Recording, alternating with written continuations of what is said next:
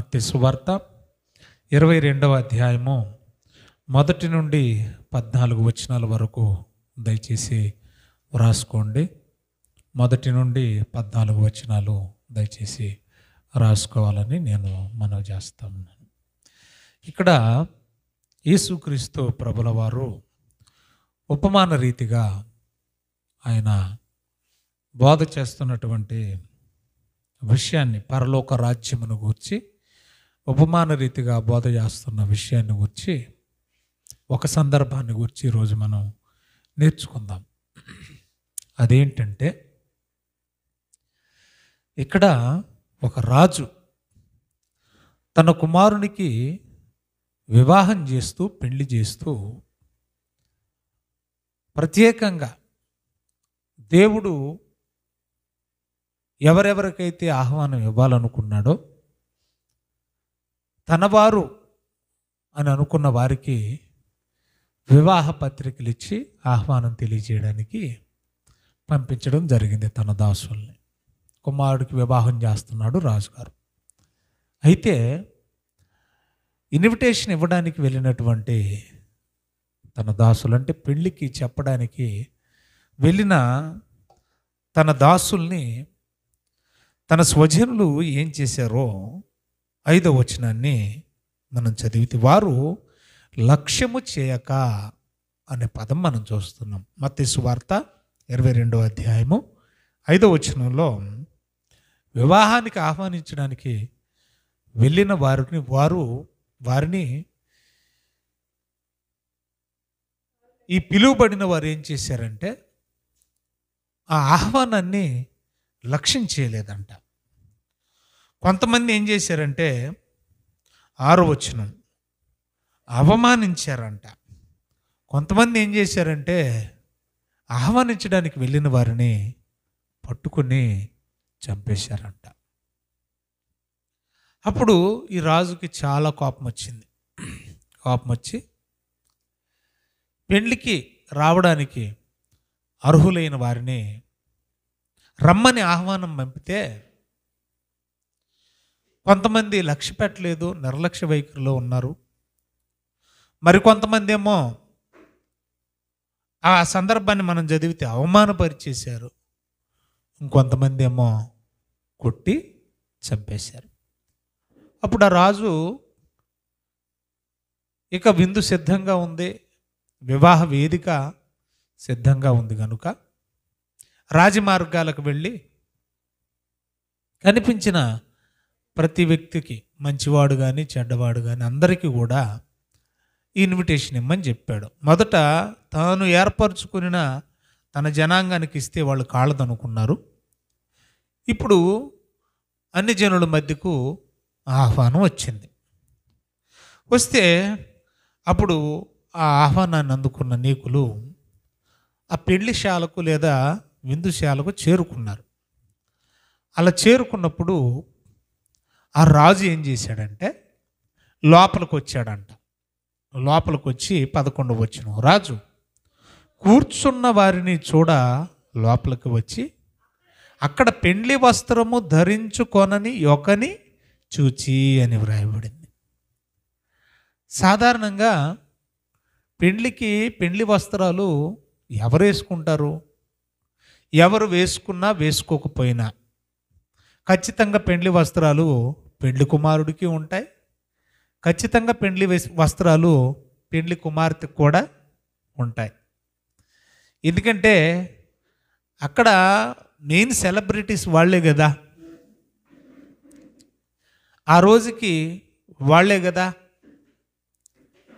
కాబట్టి అత్తవారు పెట్టిన బట్టలు ఉండొచ్చు, లేదా ఆ రోజుకి పెండ్లి కుమారుడు షూటు బూటు లేదంటే కుర్తా పైజామా, లాల్చి, ఇలాగా ఒక్కొక్క పరిస్థితిని బట్టి ఖచ్చితంగా పెండ్లి కుమారుడు వస్త్రాలు ధరించుకుంటాడు, పెండ్లి కుమార్తె కూడా వస్త్రాలు ధరించుకుంటుంది.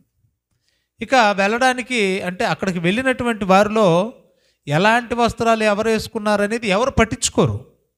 సాధారణంగా ఎవరి గురించి ఆలోచిస్తాం? పెళ్లి వస్త్రాలు అనగానే పెళ్ళికొడుకు సిరిగిపోయిన గుడ్లు వేసుకొని పాత బట్టలు వేసుకుంటే బాగుంటుంది, బాగోదు కదా. ఖచ్చితంగా ఉండాల్సింది పెళ్లి కుమారుడికి పెళ్లి కుమార్తెకి. కానీ ఇక్కడ రాజు లోపలికి వెళ్ళి పెళ్లి కుమారుడి వస్త్రాలు ఎలాగున్నాయో, పెళ్లి కుమార్తె వస్త్రాలు ఎలాగున్నాయో చూడటం లేదంట. వింటున్నారా? మరి ఏం చేస్తున్నాడంటే లోపలికి వెళ్ళి ఆ పెళ్లిశాలలో వచ్చిన ఆడియన్స్ ఎవరున్నారో, ఆహ్వానింపబడిగా వచ్చిన వారు ఎవరైతే ఉన్నారో అన్యులు, వారిని చూశాడంట ఆయన. అలా చూసినప్పుడు ఈ సందర్భాన్ని మనం వింటుంటే ఆహ్వానానికి ముందే ఆ పెండ్లికి అర్హులు ఎవరు అంటే పెండ్లి వస్త్రములు ధరించుకున్న వాళ్ళే అర్హులని చెప్పుండాలి. లేకపోతే వెళ్ళి ఎందుకు చెక్ చేస్తాడు ఆయన? అంటే ఆ విందుకు, ఆ వివాహానికి ఒక డ్రెస్ కోడ్ అనేది అక్కడ రాజు నియమించినట్లుగా మనకు అర్థమవుతుంది. చూడండి, లోకంలో కూడా కొన్ని డ్రెస్ కోడ్లు మనకు కనబడతాయి. డ్రైవరు అనగానే కాకి సొక్క వేసుకుంటారు. పోలీస్ డిపార్ట్మెంట్ వాళ్ళకు ఒక డ్రెస్ కోడ్ ఉంటుంది. మిలిటరీ వాళ్ళకు ఒక డ్రెస్ కోడ్ ఉంటుంది. వైద్యులు వాళ్ళకు ఒక డ్రెస్ కోడ్ ఉంటుంది. ప్రతి స్కూల్ చూడండి, స్కూల్కి ఒక డ్రెస్ కోడ్ ఉంటుంది. ప్రతి కాలేజ్ చూడండి, కాలేజీకి ఒక డ్రెస్ కోడ్ ఉంటుంది. లాయర్లు, జడ్జిలు, ఇలాగా ప్రతి ఒక్కొక్కరికి డ్రెస్ కోడ్ అనేది వెరీ వెరీ వెరీ ఇంపార్టెంట్ ఈ లోకంలో. అలాగే పరలోక రాజ్యం గురించి మాట్లాడుతూ ఇక్కడ ఒక వ్యక్తికి పెండ్లి వస్త్రములు లేకపోవడం చూసి చాలా కోపం వచ్చేసిందంట రాజుకి. కోపం వచ్చి ఏమంటున్నాడో తెలుసా? అడుగుతున్నాడట. ఏమని అడిగాడు? అయ్యా, స్నేహితుడా, ఎంత బాగా అడుగుతున్నాడు చూడండి. పెండ్లి వస్త్రాలు వేసుకోకుండా నువ్వు ఇక్కడికి ఎలా వచ్చావు అంటే ఆయన చెప్పే ఉండాలి, లేకపోతే అలా అడగడానికి సరిపోడు కదా. ఆ పెళ్ళికి అర్హత పెండ్లి వస్త్రాలు ఖచ్చితంగా వేసుకొని వచ్చిన వాళ్ళే అర్హులని చెప్పి ఉండాలి. అందుకని చెప్పి ఉంటాడు కనుకనే వస్త్రాలు ధరించుకోకుండా ఎలాగొచ్చావంటే వాడు మౌనిగా ఉండెను అని వ్రాయబడింది చూడండి. వాడు మౌని అయి ఉండెనంటే అతని దగ్గర ఏమి లేదు, సమాధానం లేదు. వెంటనే రాజు అన్నాడట, చూడండి ఏమన్నాడు చూడండి, ఏమన్నాడు? వీని కాలు చేతులు, ఫస్ట్ స్నేహితుడు అన్నాడు, సమాధానం లేకపోయేసరికి వీని కాళ్ళు చేతులు కట్టి వెలుపట చీకటిలో త్రోసివేయుడి, అక్కడ ఏడుపును పండ్లు కొరుకుటయో ఉండునని వారితో చెప్పెను. ఈ ఉపమాన భావాన్ని వివరిస్తాను, జాగ్రత్తగా వినండి. ఇక్కడ రాజు తండ్రి అయిన దేవుడు, పెండ్లి కుమారుడు ప్రభు అయిన యేసుక్రీస్తు. అర్థమవుతుందా? విందు మన బాప్తిస్మానికి, విందు ప్రభు బల్లకు, విందు రక్షణకు, విందు టోటల్గా చెప్తున్నాను పరలోకానికి సంబంధించింది. అంటే పరలోకానికి మనం వెళ్ళాలంటే భూమి మీద బ్రతికుండగానే అర్హత సంపాదించాలి. అదేంటంటే వస్త్రము వస్త్రము వస్త్రము అన్నాడు. ఆ వస్త్రం లేకపోతే ప్రియులారా, వాస్తవంగా ఇక్కడ పిలువబడిన వారు యూదులు, ఇశ్రాయేలీలు. కానీ అన్ని జనులమైన మనకు ఆహ్వానం ఎందుకు వచ్చిందంటే నేటికి యేసు ప్రభువును వారు దేవునిగా అంగీకరించరు. యెహోవా తప్ప యేసును వారు దేవునిగా అంగీకరించరు. కానీ ఆ భాగ్యం ఎవరికి దొరికిందంటే రహదారుల్లో తిరుగుతున్న చెడ్డవారైనా మనకు దక్కింది ఆ భాగ్యం. ఇప్పుడు యేసు ప్రభువును అంగీకరించిన మనం ఆయన రాజ్య వారసులు కావాలంటే, పరలోకం చేరాలంటే బైబిల్ చెబుతుంది వస్త్రాన్ని ధరించుకున్న వాళ్ళే అర్హులు. వస్త్రం లేకపోతే ఏం చేస్తాడంట? ఆ చీకట్లో పడేస్తాను, కాళ్ళు చేతులు కట్టేసి అన్నాడు. అక్కడ అగ్ని ఆరదు, పురుగు చావదు. ఏంటి అసలు దేని గురించి, ఏ వస్త్రం గురించి మాట్లాడుతూ ఉన్నాడు? ఒకసారి మనం జాగ్రత్తగా ఆలోచిస్తే బైబిల్ గ్రంథంలో చూద్దాం. ఒకసారి మీకు ఇక్కడ డౌట్ రావచ్చు, పాస్టర్ గారు చచ్చిపోయిన తర్వాత మనం ఆత్మలుగా ఉంటాం కదా, మహిమ దేహాన్ని ధరించుకొని ఉంటాం కదా, ఏమండి వస్త్రంతో పనే ఉందండి. చనిపోయాక అక్కడ ఆకలి ఉండదు, దప్పులు ఉండవు, కన్నీరు ఉండదు, బాధ ఉండదు, హింస ఉండదు, మరణమే ఉండదని ప్రకటనల గ్రంథంలో మనం చదువుకున్నాం కదా. వస్త్రం గొడవేముందండి, శరీరమే ఉండదు కదా అని అంటే బైబిల్లో చూడండి, కొరింథీయులకు రాసిన 2వ పత్రిక 5వ అధ్యాయము మొదటి 2 వచనాలు మనం చదువుతుంటే అక్కడ వ్రాయబడిన మూల్యమైన మాట చూద్దామా? కొరింథీయులకు రాసిన 2వ పత్రిక 5వ అధ్యాయము మొదటి 2 వచనాలు మనం చదువుకుందాం. భూమి మీద మన గుడారము అనగా ఈ శరీరం, భూమి మీద మన గుడారం, మనమున్న ఆత్మగా మనమున్న గుడారం ఏంటట? ఈ శరీరం, ఈ మట్టి దేహం. ఈ నివాసము శిథిలమైపోయినను చేతి పని కాక దేవుని చేత కట్టబడినదియు నిత్యమైనదియునైన నివాసము పరలోకమందు ఉన్నదని ఎరుగుదుము. ఆ తర్వాత ఎంత చక్కగా చెప్తున్నాడు చూడండి. చనిపోయిన తర్వాతట మనం పరలోకానికి వెళ్ళితేనట ఎలా ఉంటామంటే, మనము బట్టలు లేని వారిగా కాక, వస్త్రములు లేని వారిగా కాక, దిగంబరులముగా కాక, వస్త్రము ధరించుకొనిన వారముగా కనబడతాం. వస్త్రము ధరించుకొనిన వారముగా కనబడతామంటే అయితే ఈ వస్త్రం కాదనమాట.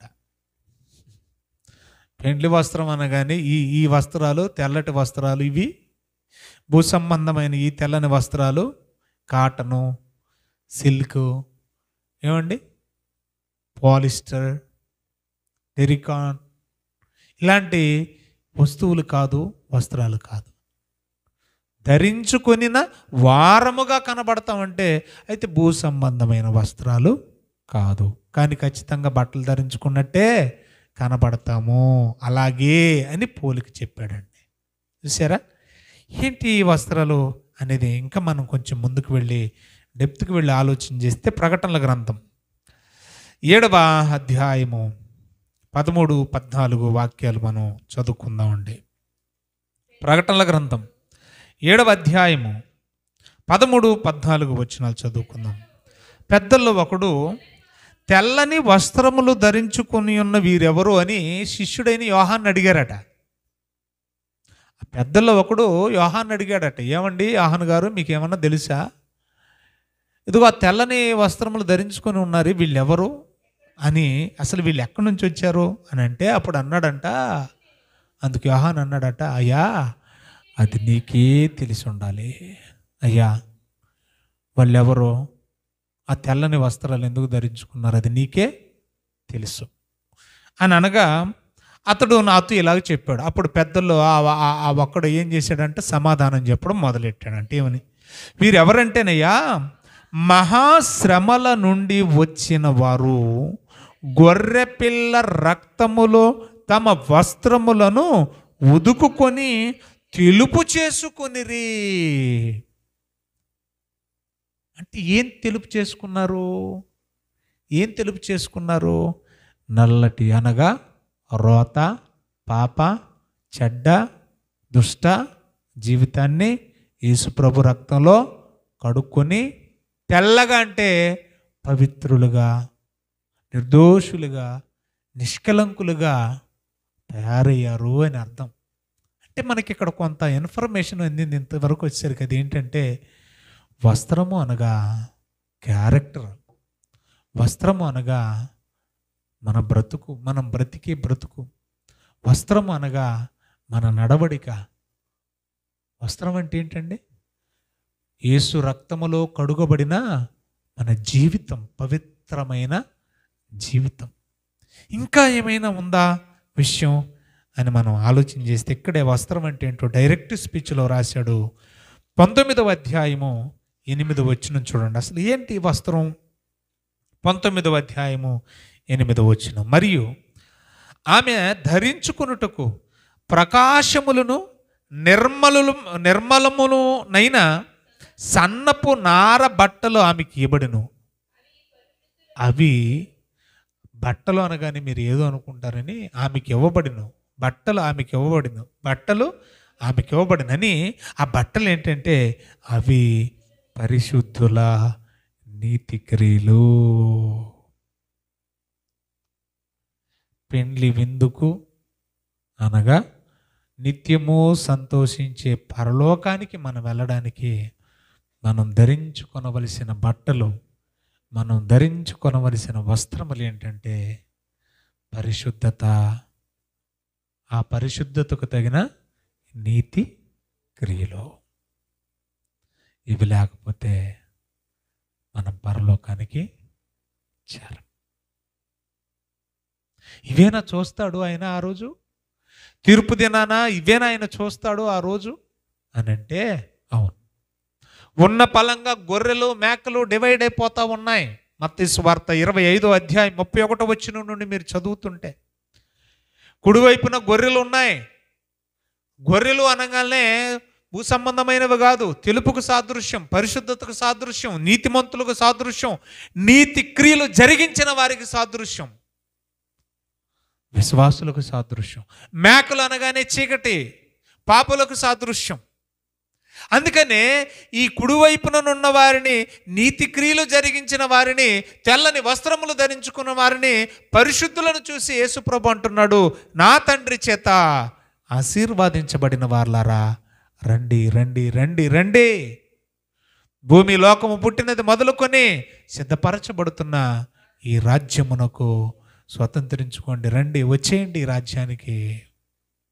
అప్పుడు వాళ్ళు అడుగుతున్నారట, ప్రభువా, ఇంత గొప్పదైన రాజ్యాన్ని మాకు ఇవ్వడానికి అంత గొప్ప కార్యాలు మేమేమి చేసినట్టు మాకు అనిపించట్లేదే, ఆయన మీకేం చేయలేదు కదయ్యా అని వాళ్ళు అడిగితే, అప్పుడు యేసు ప్రభు అంటున్నాడు, నాకు ఆకలేసింది, నాకు ఆహారం పెట్టారు, ఆకలి తెచ్చారు.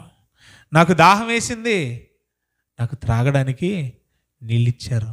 నేను పరదేశినిగా ఉన్నాను, మీరు వచ్చి ఏం చేశారు, నన్ను చేర్చుకున్నారు. నేను బట్టలు లేనివాడిగా ఉన్నాను, నాకు వస్త్రాలు ఇచ్చారు. నేను రోగిగా ఉన్నాను, నన్ను మీరు చూడడానికి వచ్చారు, పలకరించడానికి, పరామర్శించడానికి వచ్చారు. ఇలాగంటా ఉంటే అప్పుడు ఆ నీతిమంతులు ఏమంటున్నారు తెలుసా, ప్రభువా, ఎప్పుడు మేము చేసాము ఇవన్నీ మీకు, ఇలాంటివన్నీ మేము ఎప్పుడు చేసామయ్యా నీకు అని అంటే, అప్పుడు యేసుప్రభు ఇచ్చిన సమాధానం చూడండి దయచేసి, ఎంత అద్భుతంగా ఉంటుందో ఒక్కసారి మాట చూద్దాం. అందుకు రాజు, మిక్కిలి అల్పులైన ఈయన సహోదరులలో, ఎంత అద్భుతమైన మాట, 40వ వచనం, మిక్కిలి అల్పులైన ఈయన సహోదరులలో ఒక్కడికి మీరు చేసితిరి గనుక అది నాకు చేసితిరని నిశ్చయముగా మీతో చెప్పుచున్నాను. మన సువార్త భారము, సువార్త పరిచర్య యొక్క ఆంతర్యము అదేనండి. ఈ భూమి మీద లేని వానికి సహాయం చేస్తే, మేలు చేయ నెరిగియుండియు అది పొందేవానికి మనము చేయకపోవుటయే, మేలు చేయకపోవుటయే ఏమన్నాడు, పాపము అన్నాడు.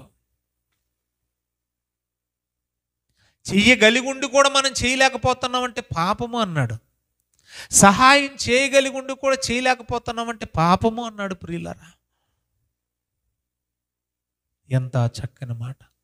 అందుకనే బియ్యం, బట్టలు, ఏవైనా మెడిసిన్ ఉంటే మెడిసిన్, ఏదైనా సామగ్రి ఉంటే సామగ్రి, కానుక రూపంలో ఉంటే కానుక రూపంలో ఎంతో కొంత ఏదో ఒకటి లేని వారికి చేయాలి. సాటి మనిషికి చేస్తే దేవుడు చెబుతున్న మాట ఏంటో తెలుసా, అది నాకు చేసినట్టు. ఎందుకంటే కనిపిస్తున్న సాటి మనిషిని ప్రేమించని నీవు కనిపించని నన్ను ప్రేమించానంటే ఎలాగా? ఈ తగ్గింపు స్వభావం, ఈ దీనత్వం మనకి ఎప్పుడైతే ఉంటుందో ఖచ్చితంగా ఆ పెళ్లి వస్త్రం ధరించుకున్నట్టే. ఏంటి దీనత్వం అనేది కూడా నీతి క్రియనా? దీనత్వం అనేది కూడా వస్త్రమేనా అని మీకు డౌట్ రావచ్చు. చూడండి, ప్రార్థన చేసుకుందాం. పేతురు రాసిన మొదటి పత్రిక 5వ అధ్యాయం 5వ వచనం మనం చదువుకుందాం. పేతురు రాసిన మొదటి పత్రిక 5వ అధ్యాయం 5వ వచనం చదువుకుందాం. దయచేసి అందరం తిద్దామండి.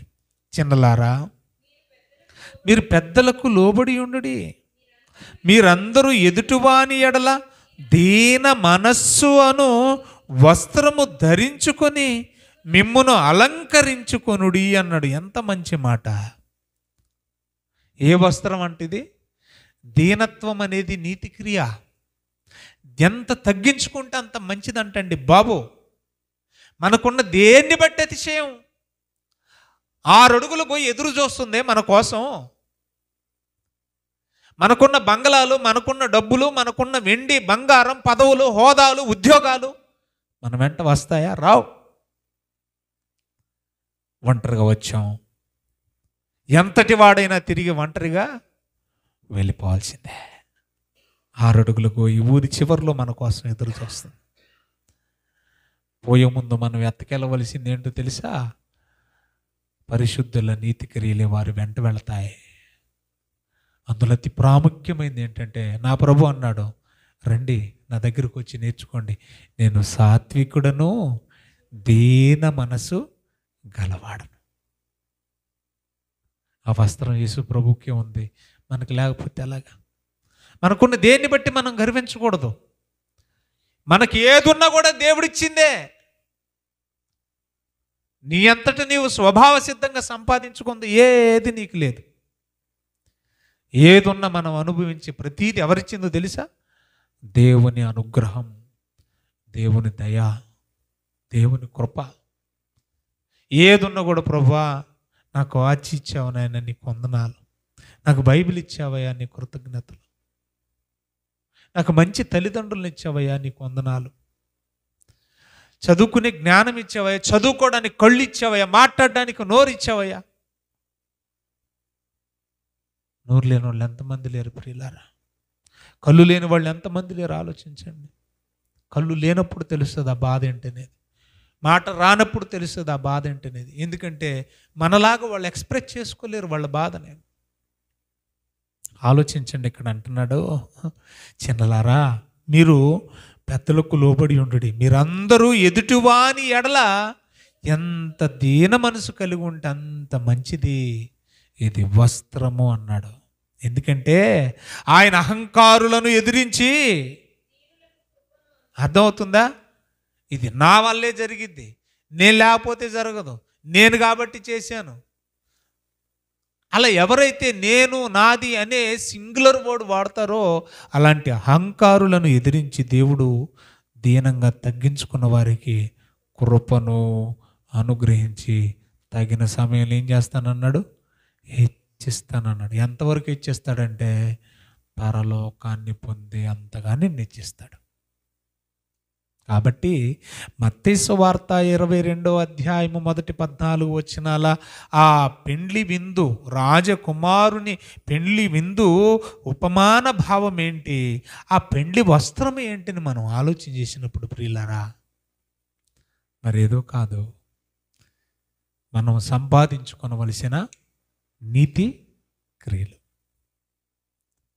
నేను గతంలో చెప్పినట్లుగా సత్యమును చెప్పుచు ప్రేమ కలిగి అన్ని విషయములలో క్రీస్తు వలె ఉండునట్లు మనం ఏం చేయాలంట? నిత్యం ఏం చేయాలట? ఎదగాలి, ప్రేమ కలిగి ఉండాలి, సత్యం చెప్పాలి, క్రీస్తు వలె ఉండాలి. క్రీస్తు దీనత్వం గలవాడు. ఆ దీన మనసు అనే వస్త్రం మనకు కూడా అవసరం. అది లేకపోతే, ఆ తగ్గింపే లేకపోతే, అయ్యో ఇక్కడ నేను తగ్గించుకుంటే నా ఇజ్జత్ దెబ్బతింటదేమో, నా పరువు పోద్దేమో. ఎక్కడుంది మనకు పరువు? ఎక్కడుందండి మనకు పరువు? అన్నింటిని కూడా పాతేసి మనం ఎప్పుడైతే మనల్ని మనం తగ్గించుకుంటామో ఖచ్చితంగా దేవుడు హెచ్చిస్తాడు. ఎంతగా అంటే పరలోకాన్ని పొందుకునేంతగా. కాబట్టి చనిపోయేలోపు, నీ రాజు వచ్చేలోపు, నీ పెండ్లి కుమారుడు వచ్చేలోపు, నీ వరుడు వచ్చేలోపు పెండ్లి వస్త్రాలు ధరించుకొని ఆయన ఎదుర్కోవడానికి సిద్ధపడాలని మనస్ఫూర్తిగా కోరుకుంటున్న మాటలు ముగిస్తున్నాను. కళ్ళు మూసుకొని తల్ల వంచండి, ప్రార్థన చేసుకుందాం. ప్రేమగల ప్రభువా, దయగలిగిన స్వామి, ఈ రాత్రి వేళ నీ రాకడ కోసం మమ్మల్ని ఆయత్తపరుస్తూ, మా జీవితంలో చివరి ఘట్టం మా మరణం, దాన్ని గుర్తు చేస్తూ, మీ కుమారుడు వరుడు ఆయన్ని ఎదుర్కోవడానికి సరి అయిన సిద్ధపాటు, తగిన నీతి క్రియలయ్యా, వాటిలో దీనత్వం అనేది చాలా గొప్పది నాయన.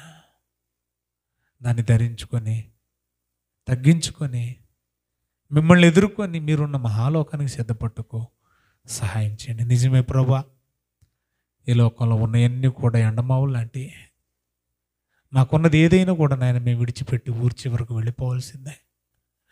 మీరు పిలిస్తే మీ పిలుపుకు మేము లోబడవలసిందే. నరులారా తిరిగి రండి అని మీరు సెలవిస్తూ ఉన్నారు. ఆ పిలుపు నాకు మాకు ఒక్కొక్కరికి ఎప్పుడు ఎలా వస్తుందో తెలీదు. దాని కొరకు నిత్యము ప్రతి క్షణము సిద్ధపడి ఎదురు చూసే మంచి సిద్ధపాటు మా అందరికీ ప్రసాదించండి. వచ్చిన బిడ్డలందరినీ దీవించండి. అలసిన మా దేహాలకి రాత్రి వేళ విశ్రాంతినివ్వండి నాయన. రేపటి దినాన మా దినచర్యలో మేము పాల్పొందుటకు మీ చిత్తమైతే మీ కృప చేత సహాయం చేయమని, రాని బిడ్డలు ఎవరైతే ఉన్నారో నైనా రాని వారిని కూడా దయతో జ్ఞాపకం చేసుకొని మరొక అవకాశాన్ని ప్రసాదించండి. బలహీన లేని బిడ్డల్ని బలపరచండి. అనారోగ్యంతో బాధపడుతున్న మీ పిల్లల్ని స్వస్థపరచమని యేసుక్రీస్తు వారి పుణ్యనామాన్న ఈ ప్రార్థన మనోళ్ళు అడిగి వేడుకుంటున్నాము తండ్రి. ఆమేన్.